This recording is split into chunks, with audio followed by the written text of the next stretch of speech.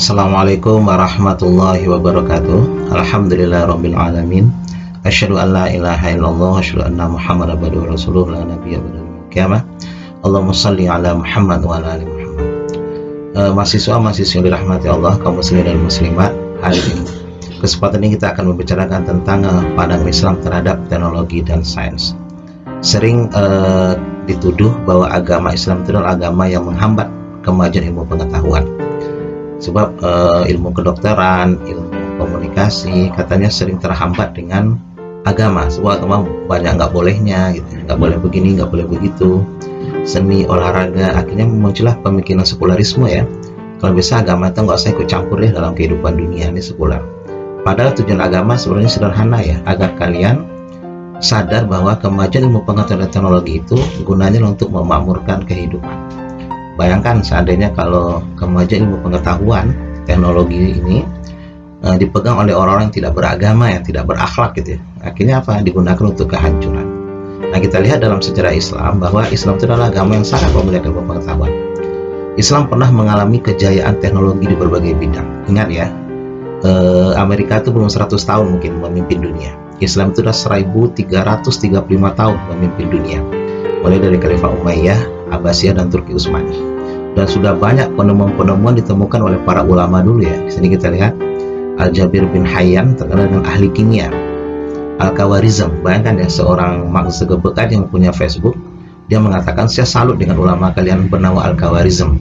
Dialah menemukan algoritma dan menemukan angka 0. Bayangkan kalau tidak ada algoritma, kata Mark, kita tidak akan kenal sekarang namanya WA, Facebook, dan segala macam. Itulah sumbangsih ulama Islam pada dulu. Ar-Razi sudah pernah melakukan pada abad ke-8 itu operasi katarak. Beliau ada pakai kedokteran. Ibnu Battuta sebagai pengembara ya, jauh sebelum dikalahnya Columbus. Bahkan yang menemukan benua Amerika dalam catatan sejarah terakhir itu bukan Columbus. 300 tahun sebelum Columbus sampai ke Amerika, umat Islam sudah sampai di sana gitu. Bahkan Columbus menemukan jejak itu, tapi dia hilangkan di laporannya kepada Raja Spanyol. Columbus adalah orang Turki ya, orang Italia tapi besar di Spanyol. Dia disuruh oleh Raja Spanyol untuk mencari daerah jajahan, tidak sengaja menemukan benua Amerika. Bahkan sebelum teori Kepler, astronomi, Al-Farazi, Al-Battani sudah bicara tentang astronomi. Itulah semua Islam. Kalau kita lihat di media-media sekarang ya, dibongkar semuanya itu bahwa peletak dasar ilmu pengetahuan itu adalah umat Islam. Tapi disekulerkan sama orang Barat ketika perang salib. Sebagai satu contoh ya, ketika Al-Ghazali menolak hukum kausalitas, bahwa bukan matahari yang mengeringkan baju, bukan api yang membakar kertas, tapi itu adalah izin Allah. Tapi ketika 1700-an di teori itu diambil oleh seorang David Hume dari Inggris, dia mensekulerkan, dia juga menolak kausalitas. Bukan api yang membakar kertas, tapi itu adalah kejadian kimia berulang-ulang. Dia menghilangkan Tuhan di situ. Jadi orang Barat itu memang menciplak dari Islam, tapi mensekulerkan ilmu tersebut. Akhirnya apa? Tidak ada dasar akhlak agama dalam pengembangan ilmu pengetahuan. Akhirnya digunakan untuk menghancurkan peradaban.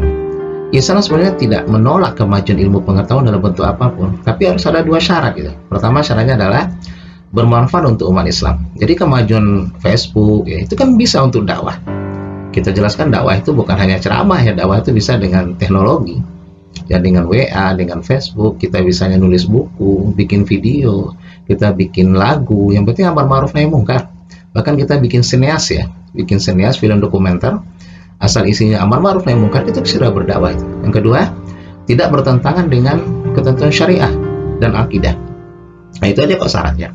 Islam itu bukan anti kemajuan, bukan anti modernitas, tapi selama dua syarat itu terpenuhi. Tapi kalau tidak bermanfaat, yang kedua bertentangan dengan agama, ya jelas kita tolak gitu ya. Apalagi untuk kehancuran peradaban manusia. Sebagai contoh sering kita munculkan di sini yaitu teknologi bayi tabung ya. Di zaman Rasulullah belum ada mungkin bayi tabung, mungkin tabung aja belum ada kali gitu. Nah, ini kan sebuah rekayasa genetik oleh kedokteran. Islam anti enggak kok. Malah itu membantu ya, syaratnya tadi membantu pasangan-pasangan yang susah punya anak. Karena mungkin spermanya lemah, ovumnya terlalu jauh gitu ya. Akhirnya apa? Dokter melakukan rekayasa genetik bahwa sperma suami itu diambil lalu dipertemukan dengan ovum. Nah, Islam membolehkan, itu kan bermanfaat, membantu. Yang kedua, tidak bertentangan dengan syariat. selama sperma dan ovum itu adalah dari suami istri yang sah. Nah, kan boleh dalam Islam. Tapi kalau bukan yang suami yang sah itu tetap dianggap zina gitu ya. Nah, kan menerima Islam kemajuan seperti itu. Nah, inilah yang dimaksud. Nah, kalau pengetahuan produk teknologi itu berada di tangan orang tidak memiliki moral, akhlak, yang tidak beragama, bayangkan sekarang orang bikin nuklir mengancam negara lain, orang bikin nun sewu ya, kalau bisa virus dibikin disebarkan hanya untuk menjual misalnya antivirus, komputer disebar virusnya, nanti jual antivirus komputer dan segala macam. Itu kan orang-orang yang mencari keuntungan dunia, bukan untuk peradaban. Dan Islam ingin membingkai itu semua sebenarnya supaya bermanfaat untuk kehidupan peradaban manusia. Dampak negatif dari kemajuan teknologi ini, ya ada informasi ini nanti bisa membawa kepada hidup hedonisme dan konsumerisme, karena tidak ada lagi keinginan untuk berbagi, untuk membangun peradaban, maka untuk menghilangkan. Bayangkan kalau ini bisa ya, unsur pornografi kan bisa merusak generasi muda, bisa kekerasan, bahkan digunakan untuk penipuan. Bayangkan sekarang kan banyak kasus pembobolan duit di bank-bank ya, bahkan di asuransi gitu. Semakin canggih teknologi, mereka semakin canggih lagi melakukan itu. Bayangkan mereka tidak punya akhlak dengan kecanggihan itu, akhirnya apa? Yang merusak tatanan peradaban dan merusak masyarakat dan bisa menimbulkan kerugian kepada orang lain. Bayangkan. Nah, jadi keliruan selama ini, iptek paradigma sekuler ya harus dikembalikan ke dalam Quran dan Sunnah, yaitu untuk kemajuan dan keterbukaan manusia. Kita ini khalifah di muka bumi.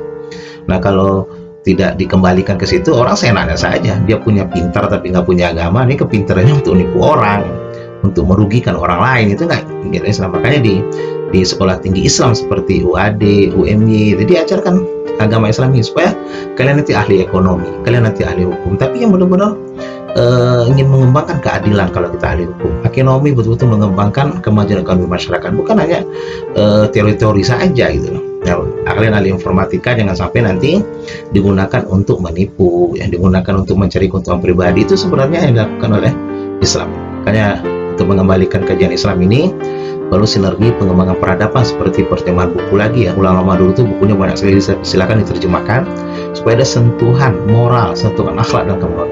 Kedua, membangun individu dengan tentu saja dengan universitas ya, penelitian dan mendidik manusia supaya mereka tahu bahwa ilmu ini adalah yang membuat mereka sujud kepada Nabi Adam dulu ya di sorga, bahwa ilmu itu terus kita kembangkan. Peradaban Islam adalah peradaban ilmu pengetahuan. Makanya kita sampaikan kepada mahasiswa untuk membangun tradisi keilmuan.